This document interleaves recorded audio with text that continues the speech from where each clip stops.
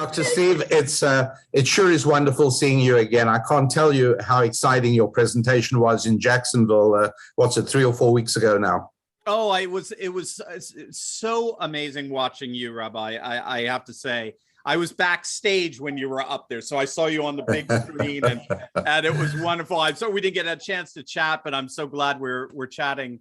I am too, and thank you very much for your graciousness. Oh, absolutely, gang. I doubt for 99% of you, Rabbi Daniel Lapin needs any introduction, but just in case for you 1%ers who don't read or something like that, he is one of the major, insightful, inspiring, influential thought leaders in our world today. He's a worldwide, he's known worldwide as America's rabbi. He's a noted rabbinic scholar, very popular international speaker, best-selling author. Some of you know his works, thou shalt prosper. I almost said thou shalt not prosper. Hopefully that's for the Democrats. We'll write that one for them. Yeah, it's like I say, the most anti-Semitic song in American culture is If I Was a Rich Man from the musical Fiddler on the Roof. That's right. Self-respecting Hebrew would say, if I was a rich man. Well said. We'll say when I am a rich man. When I am, well said, well said. And it's grammatically incorrect as well. If I were, yes. So we can really pick on that one. Yes. So guys, if you haven't checked out his podcast, you got to do it. Ancient Jewish Wisdom TV, Daniel Lapin podcast. It's on YouTube. I can't recommend anything more highly. And Rabbi, my ancient Greek is a lot. I taught Greek for a number of years, so it's much better than my Hebrew. But I do remember Baruch atah Adonai Eloheinu melech haolam, the introductory prayer. So yes, that's excellent. You're exactly right. Oh, God bless you. Thank you so much. For being with us. Thank you so much. So I'm going to confess I am a bit of a fanboy. I've followed you since the 1990s, since the whole Christian Coalition days. Yes. That's right. My goodness. Yeah. And I love, what I love about your work is how deeply civilizational your theology is. You write and speak on money, politics, culture, secularization. I mean, you've got a very rich, very deep theology that informs the whole. No, I think you and I dovetail very, very closely there. Well, I was going to ask you. So, what drew you to that? Was there a particular person? Was it a particular school of thought? What influenced the sheer breadth of your theology?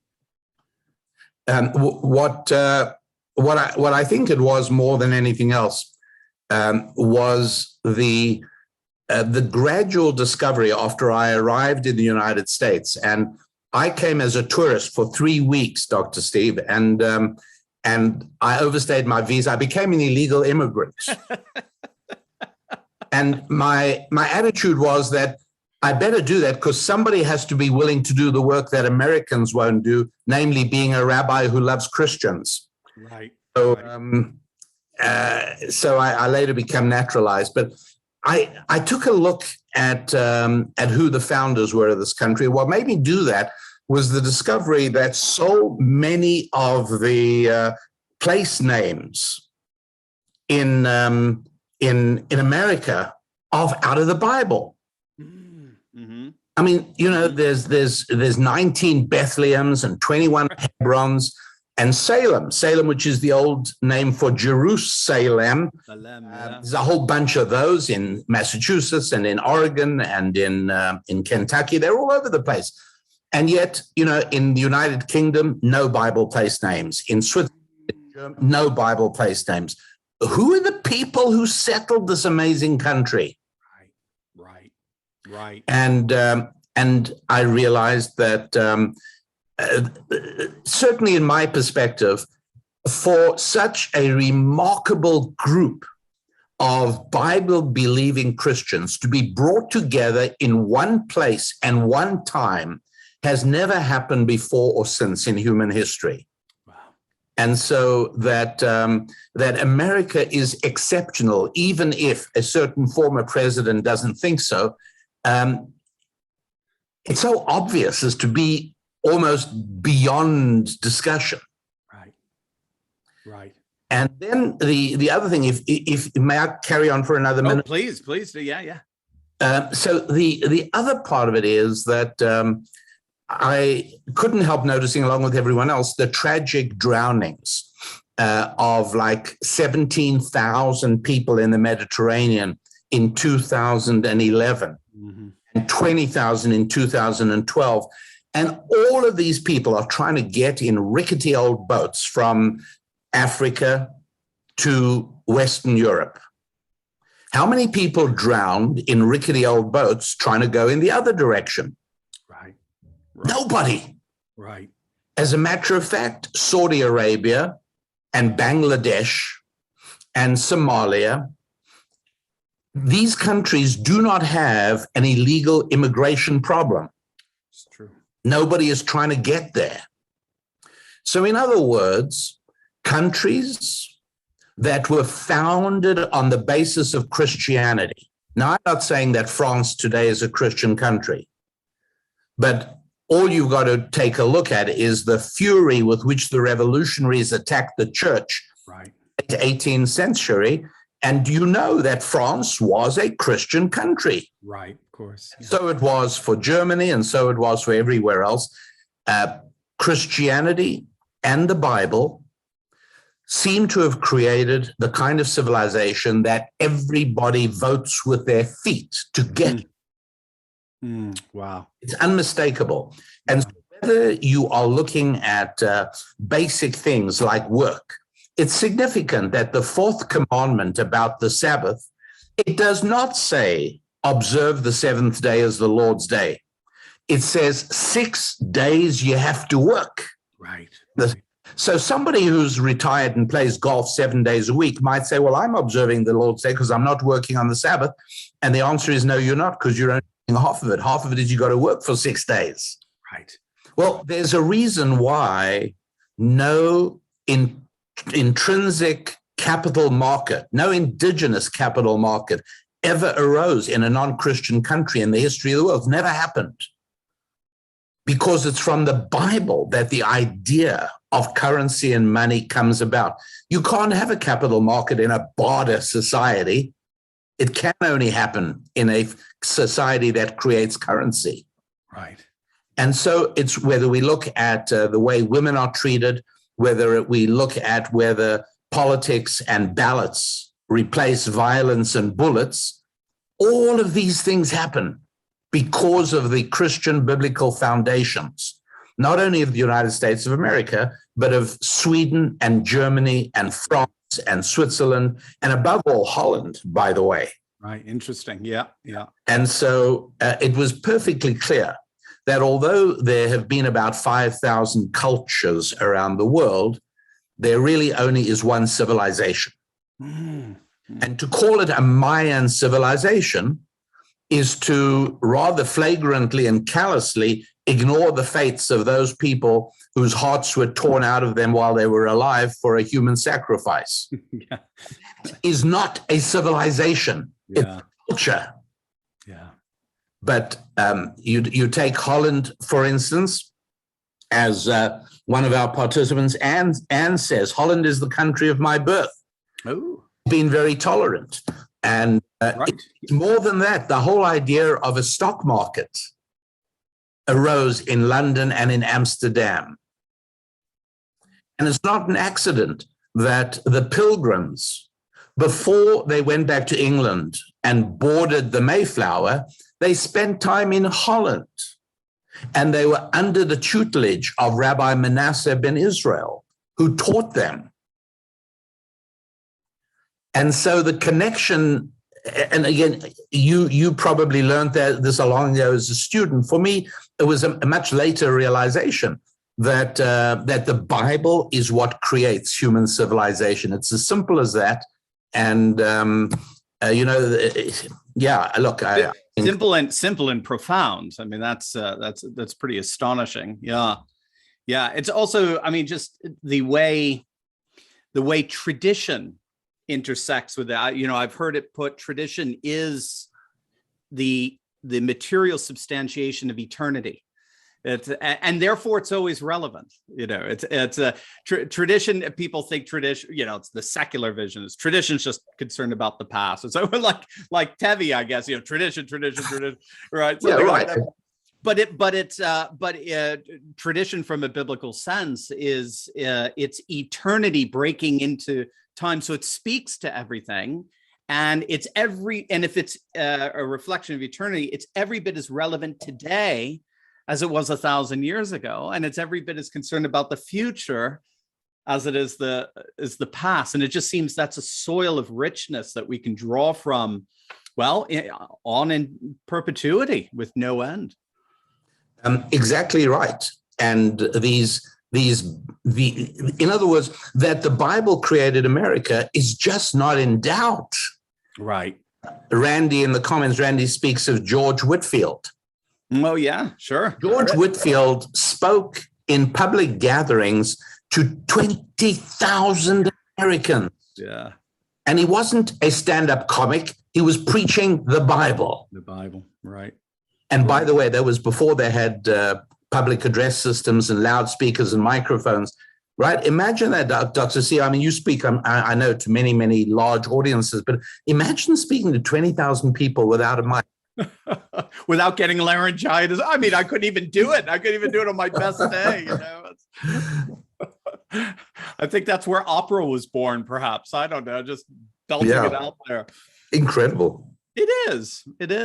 You sort of alluded to it about economics and the biblical foundations of a true economics. I know I've come across social scientists have called economics the queen of the social sciences, and again, your theology just permeates this economic realm. What I find so interesting is that you often talk about how a right understanding of money recognizes that money is fundamentally not material. It's spiritual. Can you develop that for us? Well, I think one of the reasons that economics is called the dismal science is because every attempt to apply reliable metrics to it fail dismally. And so, for instance, it's a big country, right? The United States of America, over 300 million people.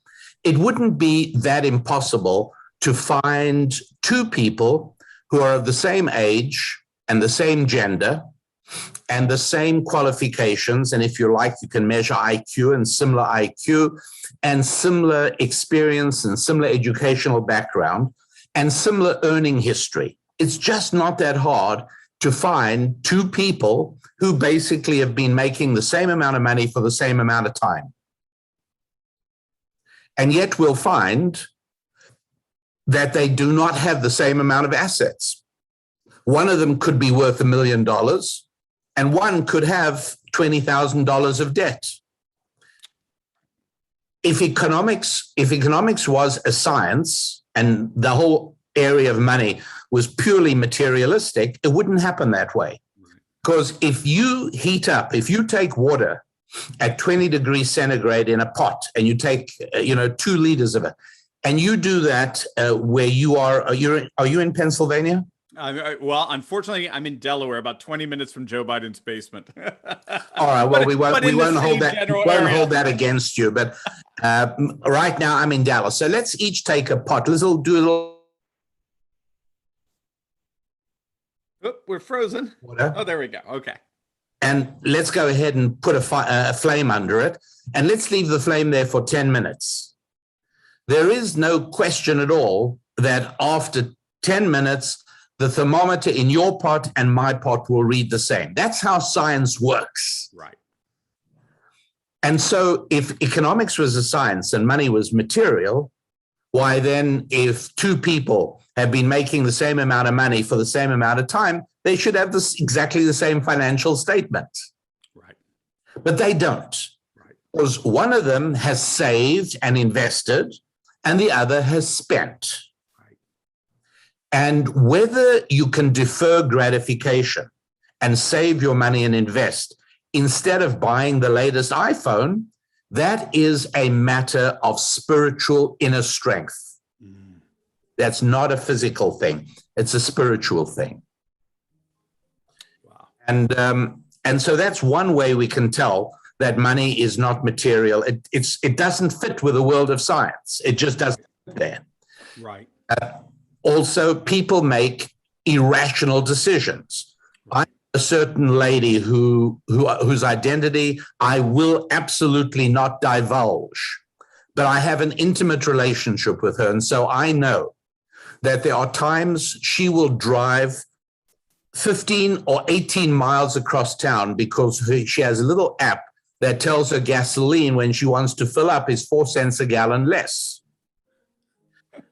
Now, I can explain to her that usage of gasoline across town, plus her very valuable time, it's irrelevant. Right. She's Jewish and she was born in Brooklyn and she wants a deal on gasoline. That's all there is to it. It's irrational. It's not scientific. But we do not make our decisions about money always on a rational scientific level. Right. And then finally, the question is money discs of metal that in our pocket, or is money strips of colored paper? Or maybe money is the orientation of iron oxide molecules on that magnetic stripe at the back of your credit card. Or maybe if I write a check to you for $10, I've created money. Or maybe if we shake hands and I say, how about if I give you $10 on Friday? You say, deal. Maybe. So what is money? Right, right. And I once did the experiment of asking deans in 7 different business schools around the country to define money. And most times, they came back with a sort of standard Econ 101 definition. Money is a medium of exchange, blah, blah, blah, blah, which means absolutely nothing. Right. What money really is that it is evidence that you have served another one of God's children. Because if you did not hold up a convenience store, and if you did not mug a little old lady and take her pocketbook, and if you didn't defraud anybody, then the only way you received money was that you pleased another human being. Right, right. It might be a client, it might be a boss, it might be an associate, it might be a customer, maybe it was a relative, but somebody voluntarily put money in your hand or in your bank account because whatever you did for them was more important. This is the heart of the spirituality of money. And then finally, give me 30 more seconds. I feel being very rude here, and I don't mean to be, but if I can have 30 more seconds. Of course, yeah. The third reason we know money is spiritual is because one of the rules of physics, it's an absolutely inviolable rule of physics, is that any physical object can only be in one place on the space-time continuum. It can only be in one place at one time. And so, if I have a bottle of water right here and I put it down for a moment, and when I turn around, my bottle of water is gone, but oddly enough, there's a bottle of water on your desk, then you took my bottle of water. That's all there is to it. Right. Because that bottle of water can only be in one place at a time. Right. And by the way, as I'll show you, we're touching on the explanation for the popularity of socialism among young Americans today, but I'll explain that in a sec. Interesting. With money, it's a little bit different. You see, money is not like cake, right? If I had a piece of cake on a plate, and when I look back, somebody has got it, and they say to me, Rabbi Lapin, you've already had one piece of cake too many in your life. I'm going to take this piece. Okay, fine. So you took my cake. That's all there is to it. But how about if I whistle a tune to myself, and then 5 minutes later, I see this friend of mine, he's now whistling my tune. So he took my tune. But he didn't deprive me at all because I still have my tune. Right, right. That's how spiritual things work. Right. If I have $10 and I go into a store and I buy a pair of sneakers with lights in the heels that flash when you walk, it looks as if I've lost $10 and that guy's taken it. But there's an easy thought experiment to determine whether, in fact, I've lost my $10. All you do is perform an economic experiment. Come to me and say, hey, Lappin, how'd it be if I give you $10 and I'll take the sneakers and give them back to the store? I say, you crazy. It's taken me a week to find these sneakers in my size. I don't want to do that. He says, all right, how about if I give you $20 for your sneakers? You pay 10, I'll give you 20. I think to myself, if he'll give me 20, I might be able to nudge him up to 30. So I'll say to him, no, I'm not going to do it for 20. He says, would you do it for 30? And I say, well, now you're beginning, a profit of $20 over my $10 that I spent, in 5 minutes. I might do that. In doing this, we have just established the mathematics of the transaction. On my financial statement, I exchanged my $10 for a pair of sneakers that I value at $30. Right. Transaction has actually increased my net worth. Right. Now, GAAP accounting won't acknowledge that because the SEC imposes certain standards on accounting to develop some kind of standardization in the industry. But in reality, this is my financial statement, and I proved it to you because I wouldn't give you those sneakers for 10 or 20. Right. How about the storekeeper? Run to him now and say, hey, I've got an idea. How'd you like it if I bring you back? Somebody walked out of your place here with a pair of sneakers. I'll bring him back to you, give him back his $10. And the storekeeper says, are you crazy? I've got $10 in my till in my cash register I didn't have yesterday. And I bought those shoes from the wholesaler at $5. I've made my financial statement is $5 better than it was before that customer walked in. Right. We've now created money. He's got $5 more. I got $20 more. Right. And we're all happier. That's what money comes about when two children of God serve one another, and they both emerge happier than they were before. And that's why in Hebrew, the name for a store, which is where voluntary human transactions take place, is the same as the Hebrew word for grace. Is it chesed? Do I remember? Chanut chen. Okay, chen. Right, beautiful. Yeah. I'm trying to. No, wake you're up. right. I'm getting my nerves. You're exactly right. You exams that I. you pronounce the Hebrew word for loving kindness. That's it. Because loving kindness, right, like in agape in the Greek, yeah. Oh, that's. I remember George Gilder. By the way, I see I have to change that analogy a little bit because of inflation. We're going to, just rework that. I paid $50 for those because is actually what happened. And I refused to sell them for anything less than $150. That's right. That's right. For a month's wages. That's right. George Gilder captured that a little bit in Wealth and Poverty. Yeah. Where you say all capitalism begins with a gift. Yeah. Investment and all. And then profit is the measure of the appreciation and the love and the gratitude of the gift. Whereas socialism always begins with taking. It's a fundamentally different orientation. Do you want to talk a little bit about that? About why young people are so attracted to socialism? Yeah, no, I'd love to. It's just a moment of reflection on this, and that is that if you are raised in a secular and atheistic environment, then what that basically means is you are raised without any appreciation for spiritual reality. Right.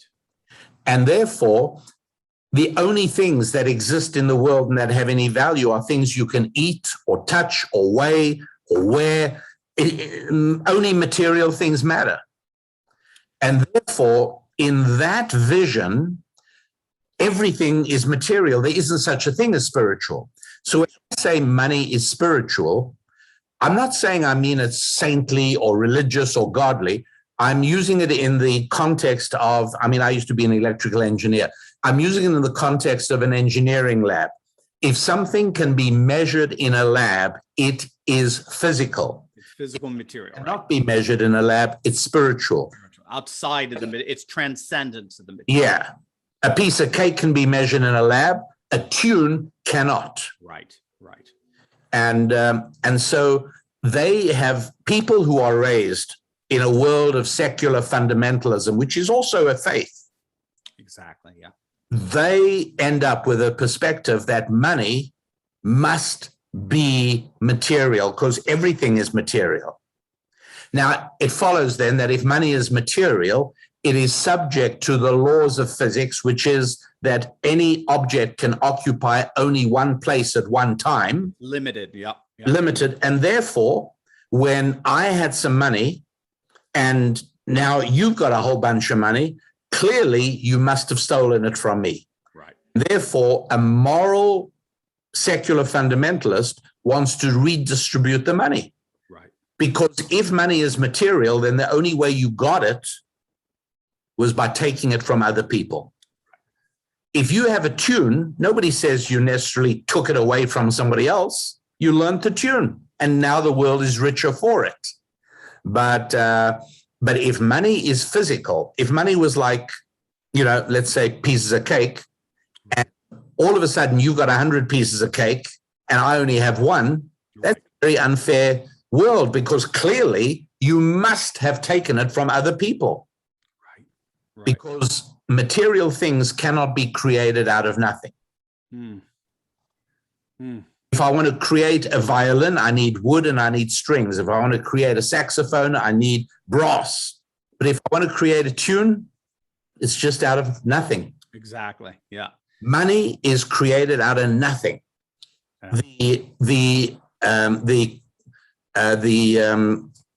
consolidated financial statement of that store that sold me the sneakers and me, put them together, that consolidated financial statement shows more money after our transaction than there was before. And it didn't go from anybody. Nobody lost. That's the miracle of money, precisely because it is spiritual. And so when I provide service to somebody or goods to somebody and I make money, they're happier after the transaction. If I'm a roofer and I come and fix your roof, you're happy to pay me. You feel better off after the transaction, and I feel better off. None of us have lost. Right. Money is material. If money is truly physical and not spiritual, then if you got a whole bunch of it, you took it from other people. And that's why the socialist hates anybody who's made a few dollars. One of the phrases they love using is the rich must pay their fair share. Right. But they don't define who the rich is. How much is rich? They'll decide. They'll tell you. Right. What is fair? What do you mean by fair? Right. Who decides that? No, the people who have a few dollars are the enemy. Wow. Wow, that is profound. That is brilliant. I never, I have to say, I never really thought, I knew money had imputation value to it, but I never saw it in relation to the transcendent, like love. Anything transcendent cannot by definition be contained in any particular thing. So there's no rose that contains all the love in the world, for example. No, like exactly right. There's no song that contains all the possible tunes, and that's it. And that's the way. It's interesting too, because that's the way even physics moves in that direction, because you have to have a mathematical equation that is itself, numbers. You can't actually, they're not just adjectives. I mean, numbers have this spiritual transcendent element to them, and that then you connect with some kind of physical experimentation. So yes, Genesis 1:1 is just reality when all is said and done. Heaven and earth, we can't even think, we can't even conceive of reality without that theoretical physical interaction, it seems. It's clear. And this is why it is, by the way, that early Americans understood this. In God we trust. As a newcomer to America, I would have thought that that phrase, in God we trust, should be up on the walls of churches. Right. But it isn't. It's on the currency. Because they know that it's spiritual. What is a recession? What's a depression? When people start doubting tomorrow. Wow. It's true. You want to fix a depression or a recession. It's a spiritual fix. People have to feel confident about tomorrow. That's all. Yeah.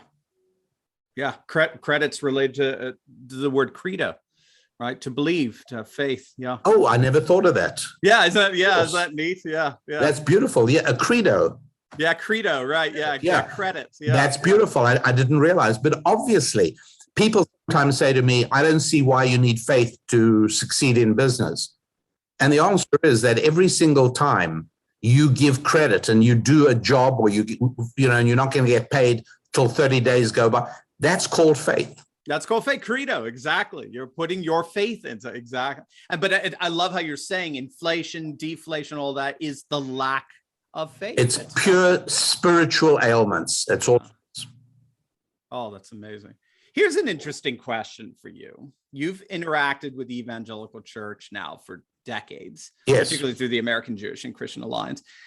In your estimation, I don't mean to be reductionist or anything, but if there were one thing that evangelicals often get wrong about money, in your opinion, what would that be?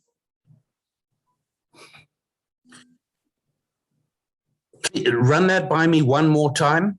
I'm curious if I hope it's not too reductionist, but if they're from all your interaction in your talks throughout the nation and so on, if there were one thing that evangelicals got wrong about money, what would it be? What are evangelicals? Yeah, no, that's what I thought I understood the question. And until COVID, I was speaking at between 20 and 30 churches a year around the United States. Wow. Okay. And there were times, many times, Sunday morning, half an hour before the service at which I was going to speak. And Susan and I would look at each other and our hearts would break because we could see grass growing through the cracks in the parking lot. And we could see a missing light bulb. And we could see the building needed a new roof or a spot of paint.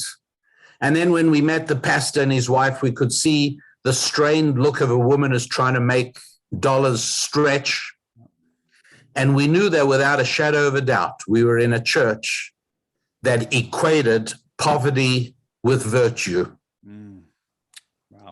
We knew that beyond a shadow of a doubt, we were in a church that had bought into this model that wealth and money is automatically evidence of moral inferiority.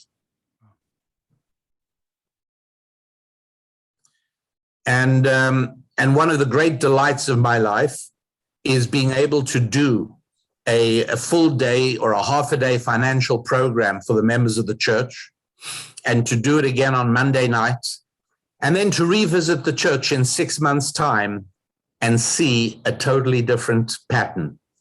Oh, wow. Wow. It is one of the great joys of my life, Dr. Steve. It really is. Wow. Be able to help people develop their financial destiny in a way that is much more in accordance with God's wishes, and to be able to take away that stress.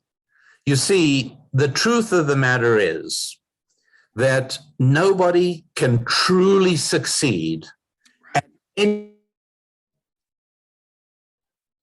what they consider to be morally reprehensible. Right. If you in your heart believe that making money is somehow dirty, you are condemning yourself to financial stress for the rest of your life. Wow. Wow. That's brilliant. That's right. And again, it ties it all together with the civilizational nature of the faith and of money and how money fits into all of that. You can't, you're not going to have the splendors of culture. You're not going to have great art and literature and architecture and music and poetry and drama and even politics and the like without exactly what you're talking about, this transcendent nature of money and currency and so on. So brilliant. And I remember at Jacksonville, you talking about that. And it was like, I was like, this is so good. I'm so glad people are at, Hannah, I know I'm over my time. We're supposed to give it over to our audience. Do we have questions for the rabbi? Because I've got more, and I don't mean to monopolize. Rabbi, is it okay if you answered some questions from the audience? I am so grateful to you for having me that I will do anything. I mean, the only thing I won't do is do a dance or a song. We won't ask that, I promise. Let's get some questions from the audience, Hannah. Yeah, go ahead, and I forgot to tell you guys you can ask questions. So go ahead and put them in. Good. If they've forgotten, I've got more. That's maybe do one more question. Okay, great, excellent. I was feeling guilty, but now the guilt has been washed away. I prayed Psalm 51. I'm feeling much better now. You are feeling guilty. I'm the one who's still wallowing in guilt for keeping you all waiting. Never, Rabbi, never. Let me broaden this out a little bit. I know you've written and talked about the interrelationship between money and marriage. Yes. Well, I'm curious. I want to really broaden this out. Do you see perhaps you could explain that in a relationship, and then do you see economic consequences for the current secular redefinitions of marriage and gender, particularly long-term consequences? Dr. Steve, you and I are so much on the same page. I mean, I think to myself, gosh, did I ask you to ask that question? No, there's no question about that. Contrary to popular belief, and I'm basing this on the United States government Department of Labor statistics, what is the poorest demographic in America? And I know what everybody wants.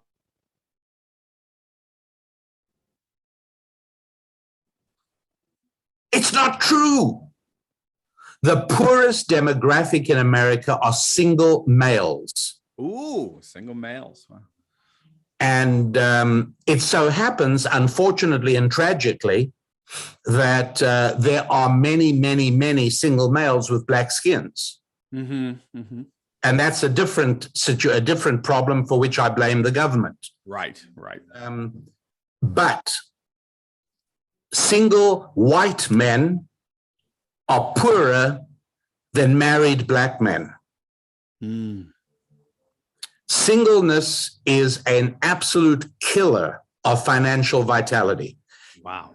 Married man who's making a few bucks should have 2 bald spots in the carpet next to his bed where his knees go every night, where he says prayers of gratitude to his wife, to God for his wife. Because, and again, I mean, I know that there's a lot of stuff out there in the popular culture about men losing their money in divorce situation, and I understand all that. But in marriage as God intended, the financial blessing comes very much as a part of being married. Now, a lot of this is laid out in the first 2 chapters of Genesis, where when God says, by the sweat of your brow you shall eat bread, bread is a biblical metaphor in Hebrew for money. And it makes sense, right, when you think about it, right? Because we work for the bread we eat. Right. We literally mean bread. Maybe you're eating sushi, but the fact is, it's the money that makes it possible. You're still putting bread on the table, right? Yeah. That's even a better example. Yeah, when I bread on the bread, and that's, by the way, why it is that in many languages, not just English, bread can be a slang word for money, like, can you give me some dough? Right. Absolutely. Wow. Or you got any bread on you? It's not so popular today, but it used to be better known. And so money and marriage are both introduced to us in the first few chapters of Genesis. Right. And the relationship is incredibly close. Right. For instance, both of them require two human beings. Mm-hmm. There's got to be a transaction between two human beings. Nobody is ever going to be able to set up his computer to make money for him. Right. You can use a computer to help you, but in the final analysis, it's one human being serving another human being, or one company or one business serving another business. But that is what we're talking about, and it's very basic and important to understand. It takes two people, and they have to be different. One has to be a buyer, one has to be a seller, one has to be a provider of services, one has to be a consumer of services, and it's tremendously creative because there is a result after a transaction. First of all, both parties are happier than they were before. And secondly, money was created out of nothing.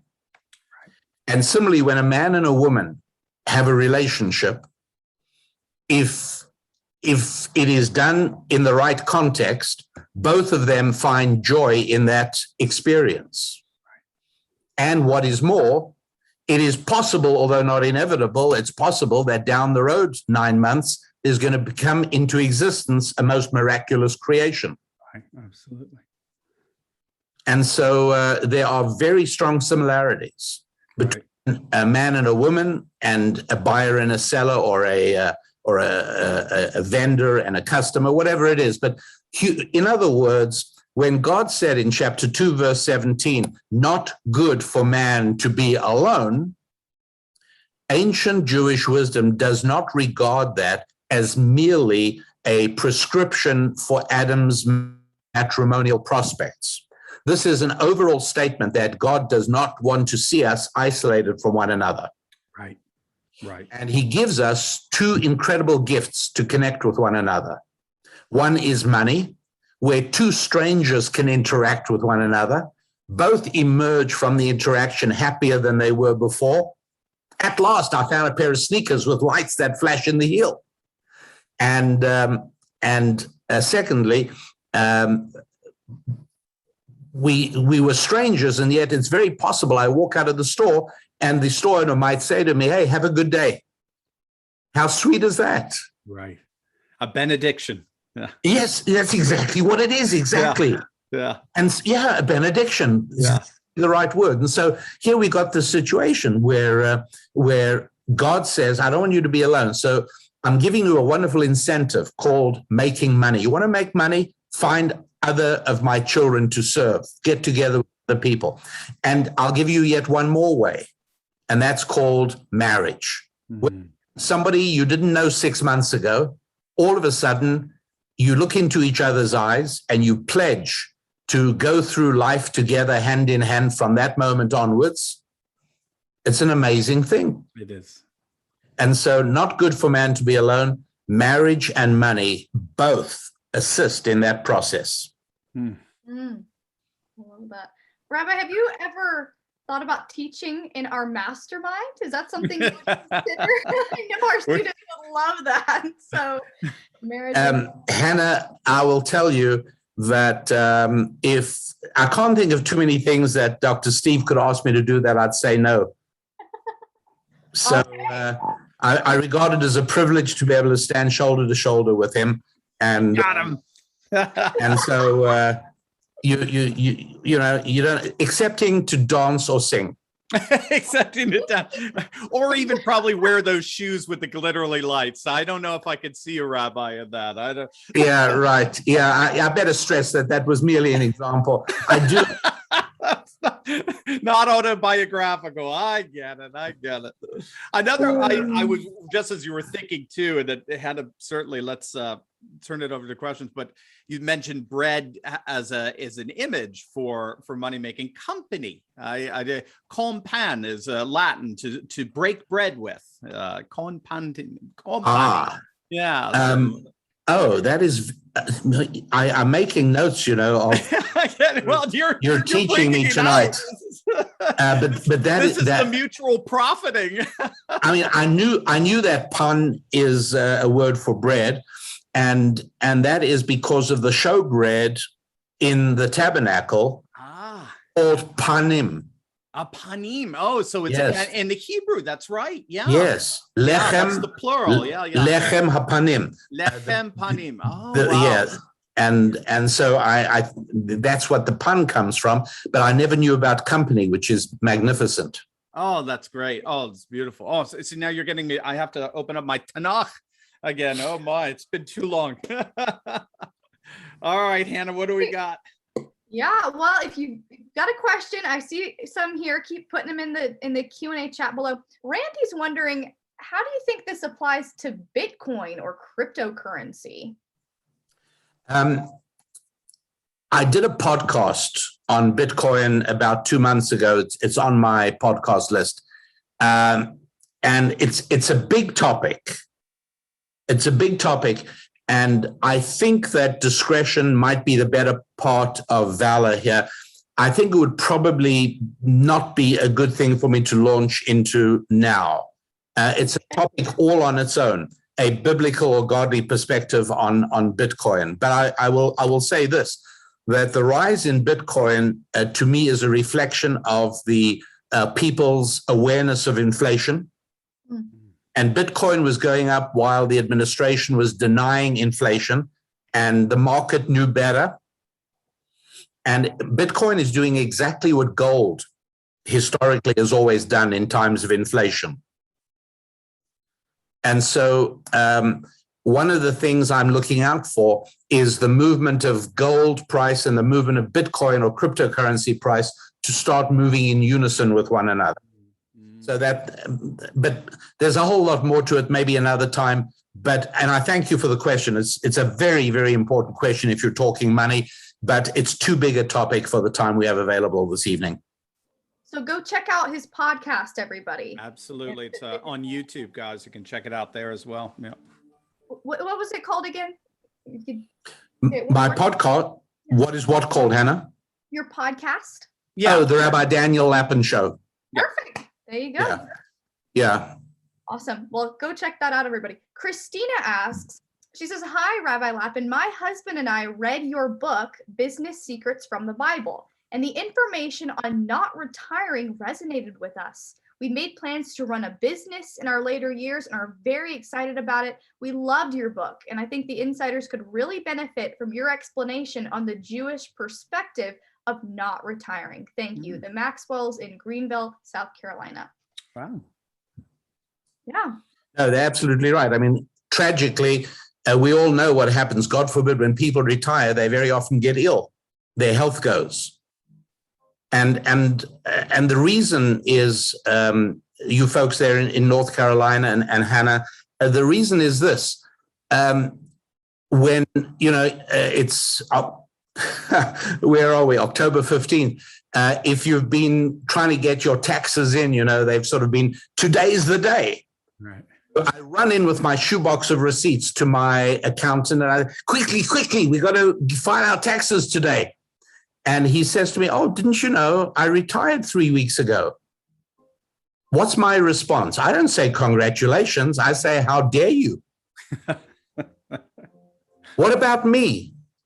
Just because you got enough money, you take it out on me? Who's going to help me? All these years you've been doing my taxes.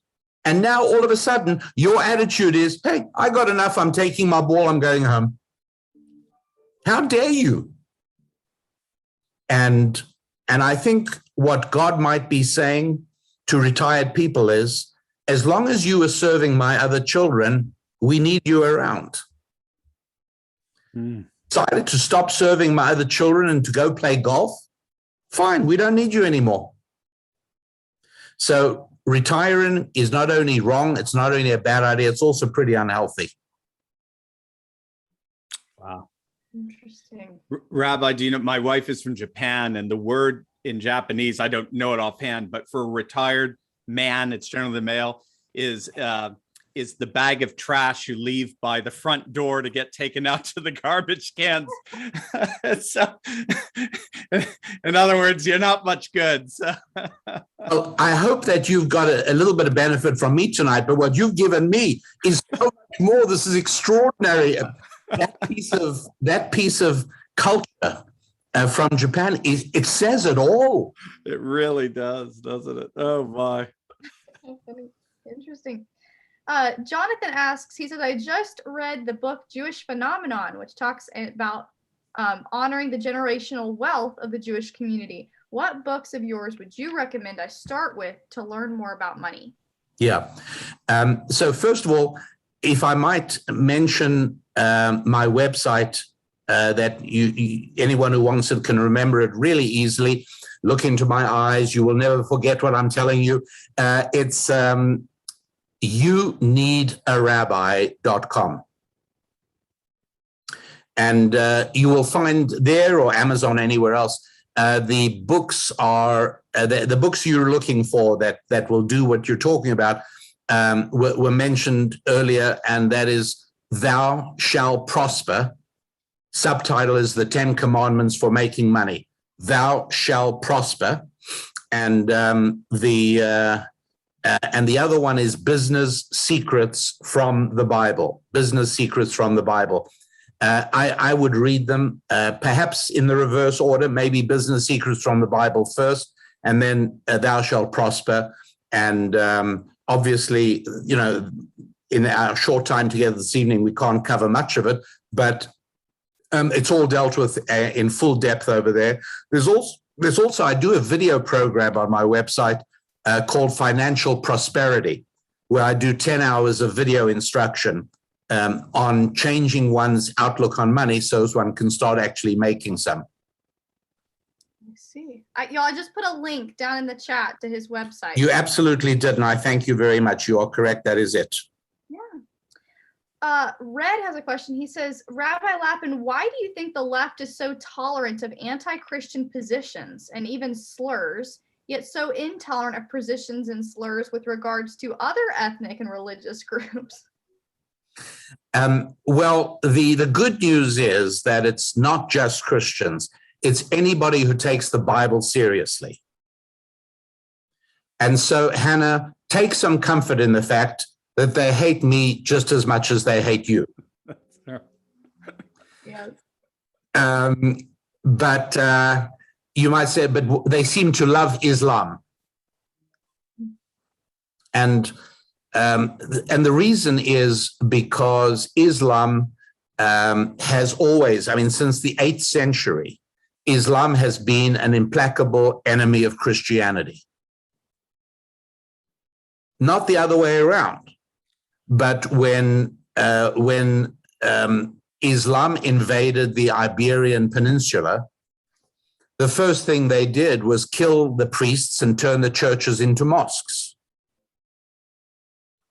And so an American secular fundamentalist or an American leftist hates the Bible more than anything. And I know that some of you are shaking your head at me and you're saying, you know, poor demented rabbi, you know, he really thinks that there's anyone out there who hates the Bible. And the answer is that, you know, I may be demented on many things, but not on that one. I'm right about that. And if you don't believe me, let me prove it to you. When a young girl tragically decides that she's fat and she starts starving herself, we call that an eating disorder. And we try and get her to see a psychiatrist because we recognize it's a spiritual and mental problem. It's not a physical problem. That's straight. We all agree with that, right? How about the same young girl who now decides she's a boy? We proceed to cut off her breasts. Why don't we send her to, or why don't we do that with a girl who thought she was fat? Why don't we give her surgery to give her a 100-pound stomach? Why don't we change her body to match the problematic mental condition? We don't. We recognize it's a mental condition. But why is it that when it comes to the girl who thinks she's a boy, we run to make her a boy, even though we can never do that? But we certainly make her a mutilated and tragic young woman. Why do we do that? Can you guess, Hannah? I want to ask the chat, are you guys listening to this awesomeness? And the answer is, Yeah. the answer is only because there's a book called the Bible which shaped Western civilization. And in the first chapter of that book, it says God created human beings, male and female. He created them. Mhm. Therefore, that must be obliterated. They do hate the Bible. They really, really do. And so, in spite of the fact that they are probably talking about American politics for just a moment, there've got to be some politically wise and astute Democrats who are probably saying, guys, stop with this male-female thing. Stop letting guys into women's restrooms. Stop putting men on women's wrestling teams. Stop doing that. Because we got a midterm election coming up next year. We got a presidential in 2024. America's not ready for this stuff. Just be smart. And the heart of the Democratic Party says, you shut up. Right. True believers. Right. And we will do what it takes, which is to obliterate the word of the Bible. End of story, period. That's it. And that's what they really do believe. So, yeah, since the Bible created America, and if you hate the Bible, you must hate anything that came from the Bible, namely this country. And so, yeah, it's not an accident that those who do everything possible to depict America in hateful terms are people who've already dismissed the book telling of Abraham, Isaac, and Jacob. Yep, we're made in the image of God. Amen, amen. Just a few questions here, guys. We're probably not going to get to all of these. Max wants to know, Rabbi, what makes a Jewish man Jewish? Is it in his blood or beliefs? Many Jewish men don't know. Fundamentally, it is a determination to accept the Torah, the 5 books of Moses, as God's blueprint to reality, and to do one's best to live by it. That's what makes a man a Jew. In addition to that, he either needs to go through a formal conversion, which is, in some parts of Christianity, they have baptism, right? And that's where that comes from. One of the things is the man has to immerse in a body of water, from which the baptistry got its name. And so that is what the process of being a Jewish man is about. Many people think that anybody born of a Jewish mother is a Jew. Well, that would mean that George Soros is. And while I'm sure he claims to be one, it's laughable. I mean, just because I throw a ball in the air and it then falls on the ground doesn't make me a juggler. There you go. Brilliant. So Love it.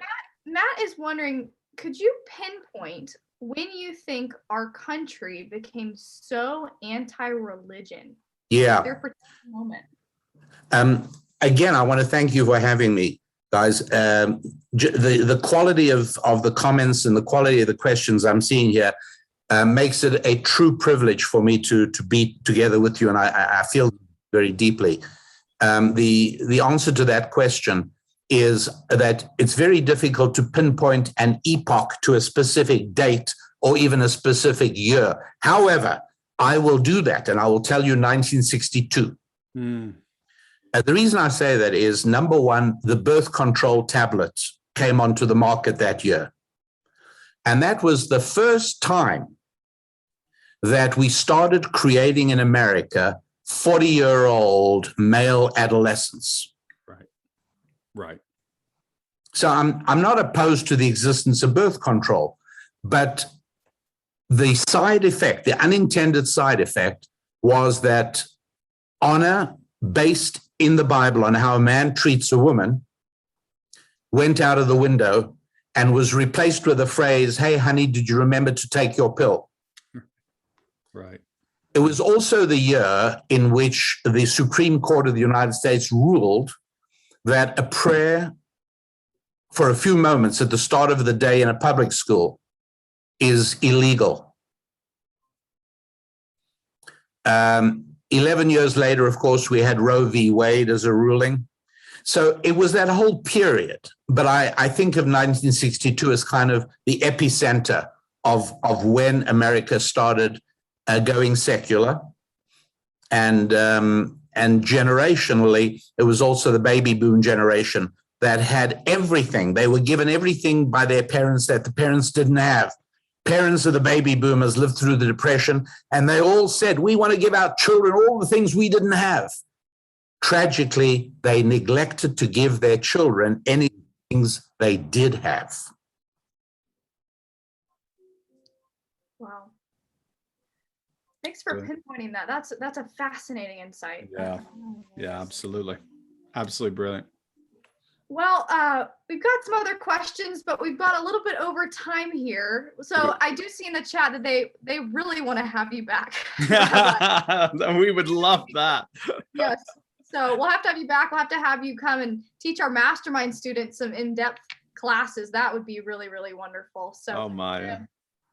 So thank you for coming, Rabbi. This truly was a fantastic conversation, and I've just learned so much tonight. You've been so gracious, and I've been looking forward ever since I heard Dr. Steve's speech in Jacksonville on October the 8th. I've been hoping for an opportunity to spend a little time together. Absolutely. And Dr. Steve, if I may extend an invitation, anytime at all you are in the Baltimore neighborhood, I would love to be able to share a meal, break some bread together with you, and spend a little more time talking. And obviously, it goes without saying that anytime you would be welcoming of me back together with you, you can count on me. I will be here. Oh, I love that. Are you in Baltimore? Is that where you are? Right now, I'm in Dallas, but my home base at the moment is Baltimore, Maryland. Oh, okay. My wife and I went to the Peabody Conservatory of Music. Really? Yeah, we did. We did. Yeah, my original before I got into theology was classical guitar, actually. And so I was going to ask you what you play. Oh my goodness! Yeah. Oh my goodness! Yeah. You're making me feel very unaccomplished. No.